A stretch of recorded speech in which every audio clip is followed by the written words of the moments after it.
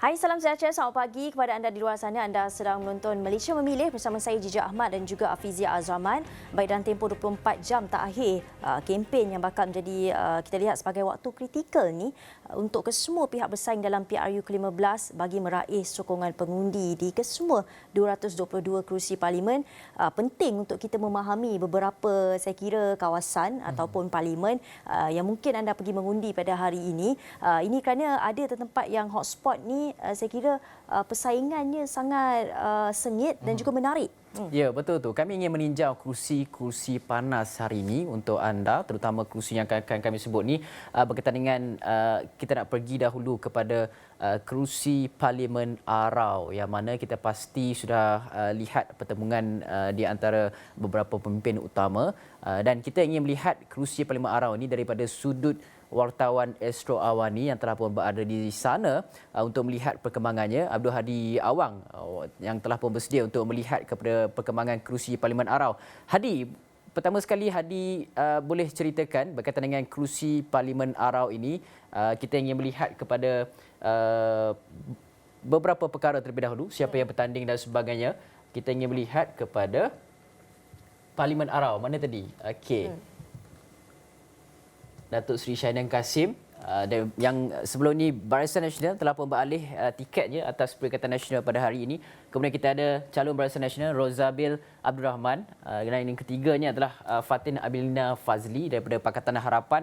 Dan kalau kita saksikan kerusi Parlimen Arau ni pada PRU yang lepas, majoriti 4,856 pengundi dimenangi oleh Datuk Seri Shahidan Kassim daripada Barisan Nasional yang telah pun dapat 16,547 undi menewaskan calon daripada PAS dan juga Pakatan Harapan. 4,856 pada ketika itu PAS ada 11,362, tapi kali ini Datuk Seri Shahidan Kassim bertanding atas tiket Perikatan Nasional yang mana pada ketika ini melihat kepada perpecahan undi itu mungkin berlaku. Dilema pengundi Parlimen Arau pada ketika ini. Hadi mungkin ada jawapannya. Hadi, mungkin Hadi boleh melihat bagaimana sebenarnya daripada tiga penjuru ni kedudukan ketiga-tiga calon.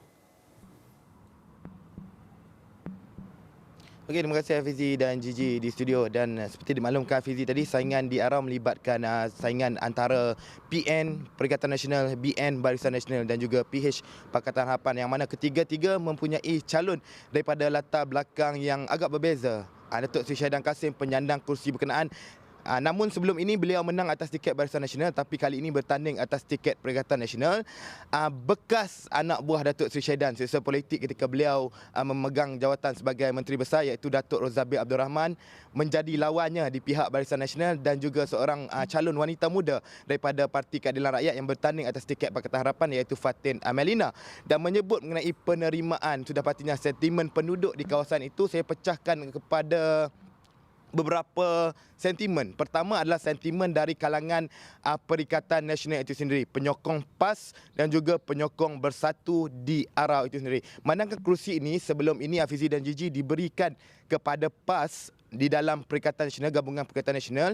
Namun ketika pengumuman yang dibuat oleh pengerusi Perikatan Nasional di Kuala Lumpur iaitu Tan Sri Muhyiddin Yassin, kerusi Arau ini dikosongkan atas permintaan Perikatan Nasional Negeri Perlis. Namun pada malam itu juga pengumuman calon Barisan Nasional yang mana tidak menamakan Datuk Seri Shahidan Kassim sebagai calon BN di kawasan berkenaan, dan desas-desus mengenai Datuk Seri Shahidan Kassim seperti dapat dihidu oleh pihak Perikatan Nasional Perlis ini sendiri selepas kerusi berkenaan dikosongkan seperti saya maklumkan tadi.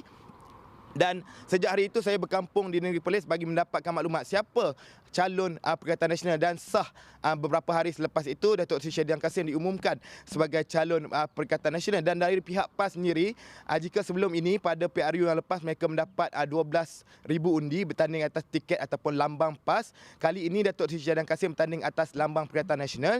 Sudah pastinya penerimaan mereka agak tinggi. Saya fahamkan sekitar 95% penyokong asal PAS ataupun pengundi putih dari PAS menyokong pemilihan Datuk Seri Shahidan Kassim sebagai calon Perikatan Nasional, manakala berdasarkan apa yang dinyatakan oleh Pesuruhjaya PAS Negeri Perlis, Cikgu Muhammad Syukri menyatakan bahawa penyokong-penyokong PAS ini akan taat apa saja yang dipilih oleh parti. Mereka akan menyokong mengikut apa yang diputuskan oleh parti dan mengikut apa yang ada pada lambang Perikatan Nasional itu sendiri. Namun di pihak UMNO memang agak berbeza, memandangkan Datuk Seri Syahidan Kasim sebelum ini mendapat sokongan penuh bahagian ARAU itu sendiri untuk dicalonkan sebagai calon bagi Barisan Nasional di kawasan berkenaan. Namun selepas tidak dipilih, mungkin menarik sedikit penyokong-penyokong UMNO ataupun Barisan Nasional untuk memilih beliau pada esok hari, dan sudah pastinya apabila itu berlaku, perpecahan undi dalam Barisan Nasional itu mungkin berlaku sedikit. Namun tinjauan yang dilakukan, ada juga pemimpin veteran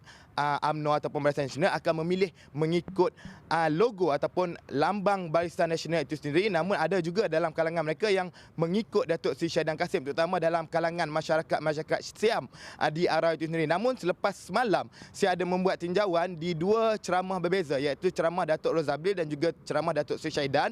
Kedua-duanya memiliki pengikut yang berbeza sedikit latar belakang. Kalau Datuk Rozabil, saya lihat penyokong daripada kaum Cina banyak menyokong beliau di ceramah semalam, manakala Datuk Seri Syahidan Kasim juga mengumpulkan penyokong dari kalangan anak muda apabila lawatan beliau ke PDM semalam diikuti oleh puluhan anak muda yang mengikut beliau meronda seluruh Perlis semalam. Baik. Dan begitu juga Datuk Zabil. Program-programnya juga dipenuhi oleh orang-orang ataupun masyarakat Melayu, Hafizi dan Gigi. Okey, baik. Terima kasih Abdul Hari Awang atas bawakan perkembangan kerusi Parlimen ARAU yang sudah pasti panas, dan soalan kita ini adalah persoalan dilema pengundi Parlimen ARAU ni kita mahu ajukan kepada Profesor Madya Dr. Muhammad Izzani Muhammad Zain, pensyarah kanan Jabatan Ekologi Manusia UPM. Assalamualaikum, selamat pagi Prof Izzani. Selamat pagi Hafizi dan Gigi. Ya. Prof.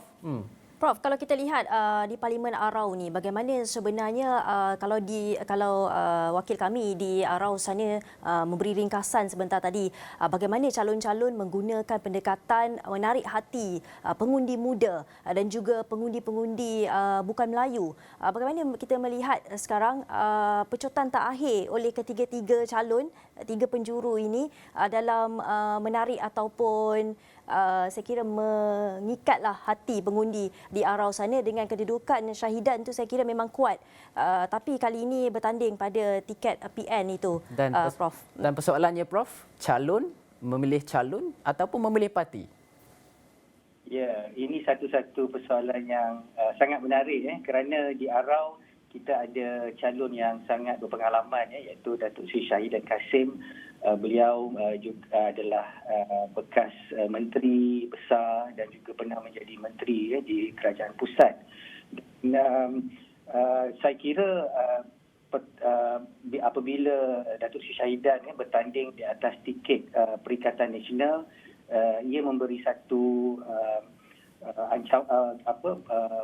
ancaman dan ataupun cabaranlah kepada Barisan Nasional, kerana persoalannya adakah Barisan Nasional selama ini bergantung kepada persona Datuk Seri Syahidan Kasim ataupun Barisan Nasional sememangnya kukuh atas faktor gabungan parti, manifesto dan sebagainya. Jadi saya kira faktor calon dalam Parlimen ARAU ini sangat penting dan sangat memberi impak kepada pengundi di Parlimen ARAU. Dan saya kira Datuk Seri Syahidan mempunyai kelebihan di ARAU kerana beliau bukan saja akan dapat mengumpul sokongan pengundi-pengundi daripada UMNO, Barisan Nasional yang mungkin tidak berpuas hati, dan pada masa yang sama beliau juga akan disokong oleh penyokong-penyokong ataupun mereka yang memilih Perikatan Nasional sama ada UMNO dan juga Bersatu. Jadi saya kira dalam konteks Parlimen ARAU ini faktor calon akan mengatasi faktor parti lah yang saya nampak. Dan tadi ada timbul persoalan tentang macam mana nak menarik sokongan dan juga menawan hati dan minda pengundi muda. Saya kira ini satu perkara yang menarik kerana dalam pelaharan ini lebih kurang 7 juta pengundi baru di mana mereka buat pertama kali akan mengundi dalam PRU yang ke-15, dan sudah tentu di ARAU juga ada sejumlah besar pengundi baru yang akan membuang undi buat pertama kali. Baik. Jadi biasanya kalau untuk menawan hati dan minda pengundi-pengundi baru ni, biasanya mereka akan melihat ataupun memberi tekanan kepada isu-isu pendidikan, isu-isu ekonomi sehari hidup, dan ini akan cuba dimainkanlah oleh setiap calon yang bertanding. Dan perkara yang menarik juga, penuntut-penuntut di IPT sejak 2 hari lepas sudah pulang ke kampung. Hari ini pun ada yang balik dan mereka sebenarnya masih lagi sama-sama untuk memilih siapakah yang akan dipangkah kan.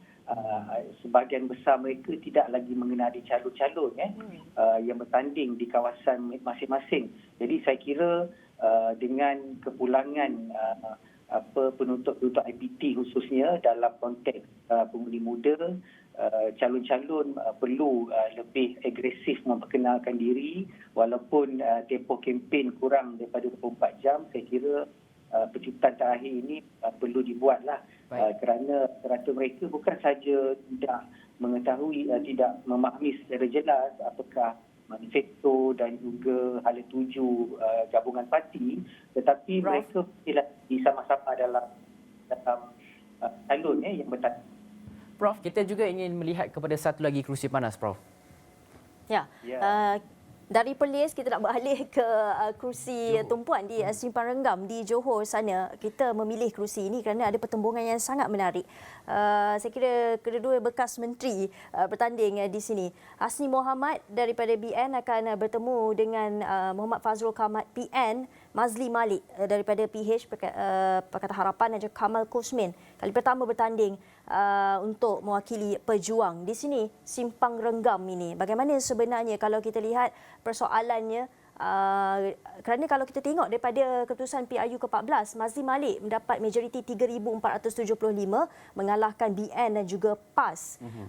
Saya kira kekuatan Mazli Malik dengan faktor politik yang kita lihat ketika ini, apa mungkin peluang pencabar-pencabarnya di Simpang Renggam? Dan Hasni Mohamad mempertaruhkan rekod sebagai bekas Menteri Besar Johor itu sendiri, Prof.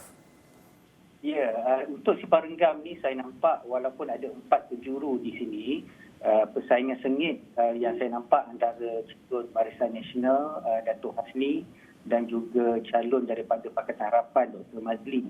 Dan Simpang Renggam ni satu tempat yang sangat menariklah kerana bekas Menteri Besar Johor bertanding di situ dan bekas Menteri Pendidikan bertanding di Simpang Renggam. Dan kalau kita lihat dari segi keputusan pilihan raya umum yang ke-14, Dr. Mazli hanya memenangi kerusi Simpang Renggam dengan majoriti 3,000 lebih undi saja. Jadi saya kira kedudukan Dr. Mazli tidaklah begitu selamat kerana dengan pertambahan pengundi-pengundi baru dan juga persona Datuk Hasni, kerana Datuk Hasni ini sangat popular di Johor dan saya kira dengan pengalaman Datuk Hasni sebagai Menteri Besar, banyak perkara yang beliau ingin bawa ke Simpang Renggam dan malah saya melihat ada beberapa agenda yang cuba dibawa oleh Datuk Hasni sebenarnya adalah kesinambungan daripada perkara-perkara yang hendak dibuat semasa beliau menjawat jawatan besar.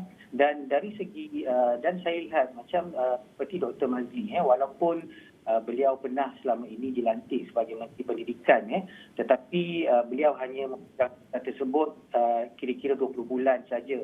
Beliau tidak sempat membawa banyak pembangunan dan juga sumbangan-sumbangan di Simpang Renggam kerana beliau memegang jawatan menteri dalam tempoh yang sangat pendek.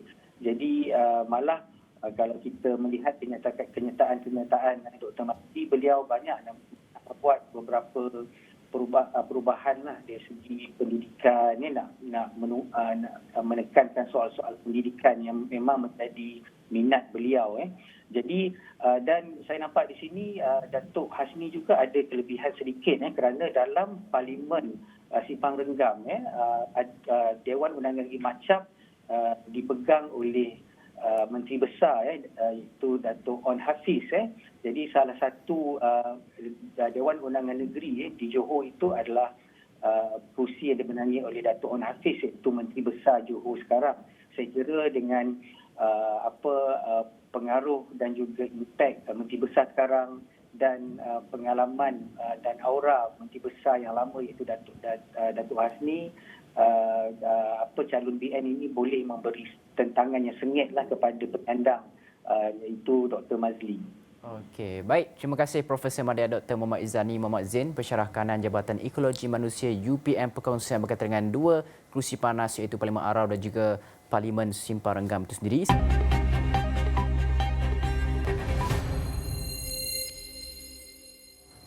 Hari ini pesyutan terakhir untuk mereka pengundi-pengundi di luar sana. Bukan, baiknya kepada calon-calon sebenarnya untuk memberikan atau meyakinkan Pengundi pun pengundi-pengundi tengah pecut dekat highway tu.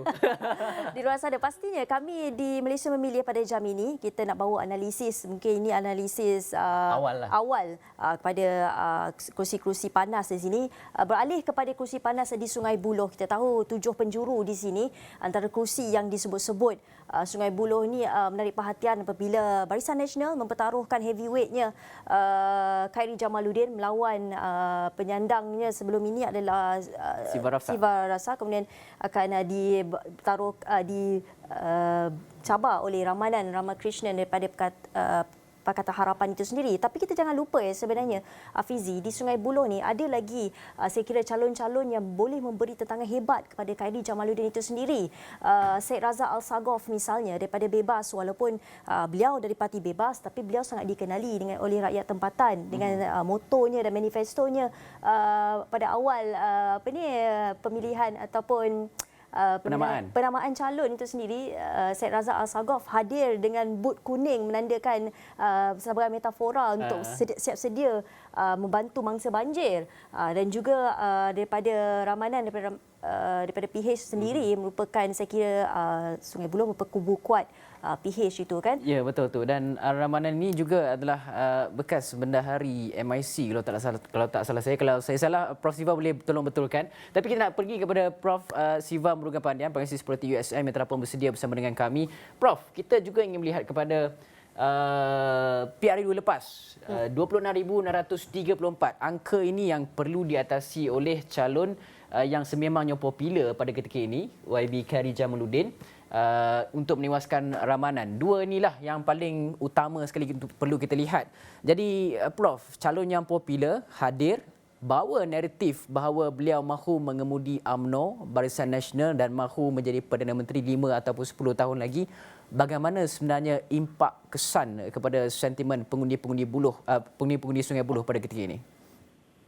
Ya, kalau kita perhatikan apabila Khairy Jamaluddin muncul di Sungai Buloh, itu telah menimbulkan dilema di kawasan ini, apakah pemilihan pemangkahan undi itu harus dilakukan berdasarkan bercalon ataupun parti. Dan dalam konteks ini, Khairy Jamaluddin sebagai satu jenama, sebagai seorang operator, sebagai seorang membawa pelbagai naratif, termasuk sebagai seorang reformis dalaman parti, sudah pasti itu menimbulkan polemik kepada pengundi di situ yang barangkali kalau kita perhatikan merupakan pengundi bandar majoritinya. Dalam konteks ini, Khairy berhadapan dengan cabaran yang besar untuk berhadapan dengan 26,000 majoriti yang telah dimenangi oleh penyandang sebelum ini, Siva Rasa, dan calon baru yang diperkenalkan adalah Ramanan, yang membawa satu slogan iaitu satu undi untuk Ramanan adalah satu undi untuk Perdana Menteri Datuk Seri Anwar Ibrahim. Itu juga merupakan cabaran yang perlu diatasi oleh KJ, dan saya melihat dalam konteks persekitaran di Sungai Buloh, ini adalah satu kawasan yang masih samar-samar kepada siapakah yang bakal pergi kemenangannya, kerana usaha yang dilakukan oleh Pakatan Harapan di sini adalah bertujuan untuk membawa satu naratif kemenangan di sini penting untuk membolehkan Datuk Seri Anwar Ibrahim menjadi Perdana Menteri. Tapi bagi KJ, saya percaya pelbagai usaha telah dilakukan. Dan juga dalam konteks ini, pengundi Melayu memainkan peranan yang cukup besar, yang besar angkanya 66%. Saya percaya pengundi ini mempunyai pelbagai tafsiran, mempunyai pelbagai kepentingan. Kalau kita lihat pelbagai sudut dari segi geografinya juga boleh membawa kepada usaha untuk meraih sokongan. Tetapi adakah masa bersama dengan KJ atau tidak? Apakah Pakatan Harapan akan memastikan bahawa Sungai Buloh kekal kepada mereka berdasarkan kepada apa yang cuba dilakukan oleh Ramanan di sini, yang juga merupakan bekas salah seorang pemimpin tertinggi dalam MIC sebelum ini di bawah kepimpinan Datuk Seri Fahmi Beliau. Dan Prof, kalau kita lihat Sungai Buloh ni memang mempunyai sifat rasa menang dengan majoriti yang tinggi 26,000. Tapi sekiranya dan juga dengan kehadiran calon heavyweight daripada BN Kari Jamaluddin itu, sekiranya kubu itu beralih ke parti yang lain, apa mungkin maksudnya di Sungai Buloh itu sendiri? Ya, bagi saya itu memberikan satu gambaran besar bahawa masyarakat dan juga pengundi sudah mula melihat kepentingan calon yang juga telah pun menyatakan secara terbuka mahu menjadi seorang Perdana Menteri, mahu membawa perubahan dan pembaruan dalam konteks negara kita. Dan saya melihat beliau sebagai seorang underdog akan muncul sebagai seorang giant killer dan sewajarnya beliau ditempatkan sebagai salah seorang pemimpin yang boleh dilabel sebagai bakal Perdana Menteri Malaysia, bukan untuk pilihan raya yang ke-10 barangkali, pilihan raya yang akan datang. Ini juga akan membawa satu mesej seperti syarat kepada Parti UMNO bagaimana untuk membolehkan mereka menembusi kawasan bandar. Selama ini kerap terlihat Barisan Nasional dikaitkan dengan kawasan luar bandar dan kawasan bandar kepada Pakatan Harapan. Barangkali ini adalah satu pembaruan yang harus dilakukan untuk membolehkan wujudnya koordinasi memenangi kawasan bandar dan luar bandar. Sudah pasti kita akan melihat pola pengundian dalam kalangan masa ataupun orang kebanyakan, pola pengundian dalam kalangan ahli parti dan juga pola pengundian atas pagar yang memainkan peranan yang cukup besar di kawasan Sungai Buloh ini. Sewaktu saya melakukan tinjauan di situ, saya melihat wujud berbagai persepsi dan juga gambaran yang diberikan oleh pengundi di sini, bagaimana mereka melihat bahawa perlu ada satu perubahan yang besar. Tetapi dilema yang besar, sebagaimana yang saya katakan tadi, bahawa ini adalah satu kubu kuat bagi Pakatan Harapan jika dapat ditembusi oleh KJ. Maka itu memberikan gambaran yang amat besar keupayaan Barisan Nasional untuk berada di kursi bandar dan juga dengan meletakkan calon yang ada jenamanya sendiri yang bersifat reformis, yang juga seorang yang mampu untuk mendekati pelbagai kumpulan sasar, pelbagai kumpulan umur, gender, kelas, etnik dan juga yang disesuaikan dengan demografi, geografi di situ. Okey, baik. Dan Prof, kita tak mahu ketinggalan kerusi yang memang satu lagi panas, yang awal-awal lagi dah panas, iaitu Tambun. Gigi. Ya. Tambun berhadapan dengan 4 penjuru yang mana kita tahu Datuk Seri Anwar Ibrahim Pakatan Harapan akan bertemu dengan penyandangnya Datuk Seri Ahmad Faizal Azumo Perikatan Nasional, tapi kita ada lagi 2 calon yang akan menentang mereka berdua ni, Aminuddin Mat Hanafiah daripada BN dan juga Abdul Rahim Tahir daripada Pejuang. Kita tahu ini empat calon ni kita dah kenal, tapi kalau kita lihat bagaimana sebenarnya pada 2014 majoritinya 5,003 2018 pada PRU ke-14 2018 majoritinya 5,320 undi yang dapat dimenangi oleh Faizal Azumo, tapi bertanding pada atas tiket PH. Tapi dekat sinilah persoalannya, kalau pengundi-pengundi di Tambun ni mereka akan pilih calon atau pilih parti di sini. Kalau kita perhatikan, Datuk Seri Anwar menawarkan dirinya sebagai bakal Perdana Menteri. Di sini juga kalau kita lihat Peja ataupun Faizal Azumo telah menggunakan logo PKR di bawah Pakatan Harapan sebelum keluar parti dan juga berada di dalam bersatu Perikatan Nasional. Kelimanya di sini adalah Peja merupakan penyandang jawatan dan Datuk Seri Anwar merupakan seorang yang cuba untuk menyelusuri masuk ke kawasan Tambun apabila melihat wujudnya pengukuhan Pakatan Harapan di Kedah, Pulau Pinang ke-9.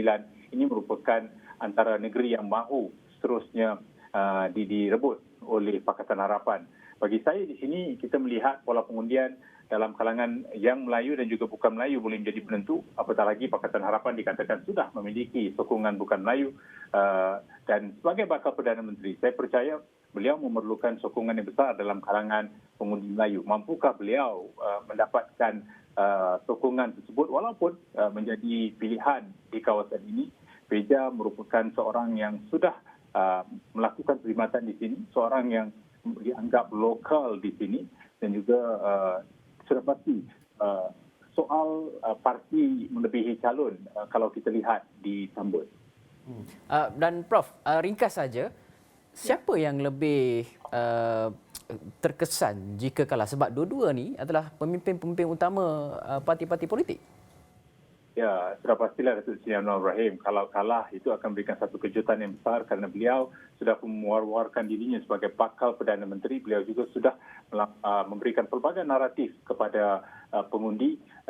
Jika Faizal Azumu mampu melakukan kejutan, sudah pasti itu bukan saja seorang timbalan Presiden kepada Bersatu tetapi juga kepada Pakatan Harapan di mana itu juga boleh melahirkan pelbagai polemik, dilema selepas keputusan jika itu berlaku.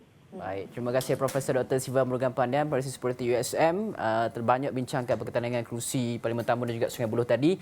Dan untuk Malaysia Memilih 8.30 ini telah kita bincangkan 4 kerusi panas. Dan selepas ini kami juga akan bincangkan juga lain kerusi-kerusi panas yang mendominasi arena politik tanah air negara menjelang pilihan raya umum ke-15 esok nanti, Gigi. Baik, dengan itu sekian saja. Saya Gigi Ahmad. Dan saya Hafizah Zaman. Assalamualaikum dan salam sejahtera. Dah undi ke belum? Belum. Kalau belum, mainlah kita ramai-ramai naik basnya kereta api mengundi. Jom. Legah ya. Mari semua rakyat Malaysia kita pergi undi. Jangan pula ada yang kata tak ambil peduli. Undilah calon pilihan anda penentu untuk negara. Jangan pula kita berbalah walau pilihan berbeza.